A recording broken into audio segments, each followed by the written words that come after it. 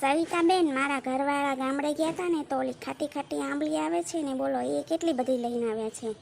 તો મારે એનો કંઈક તો ઉપયોગ કરવો પડશે ને.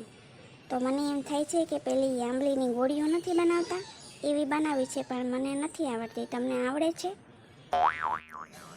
અલી, એમાં કશું જ કરવાનું નહીં.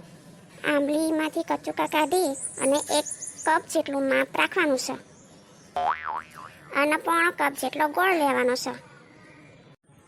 પછી લાલ મરચું લેવાનું છે 1 ચમચી જેટલું.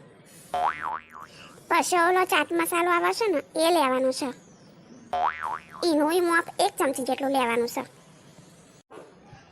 પછી જીરું પાવડર, એનું માપ 1 ચમચી લેવાનું છે. પછી ઓલું સેંધાળું મીઠું નહીં આવતું, એનું માપ 1 ચમચી. આના પછી ઓલી બુરુ ખોંડ આવે છે ને, એ લેવાની છે. એ રીએ 3 ચમચી. આંબલીને બરોબર સાફ કરીને મિક્સરમાં ક્રશ કરવાની. પછી આપણા ઘરમાં કડાયું તો હોય જ તે, એની અંદર ગોળ ગરમ કરવાનો.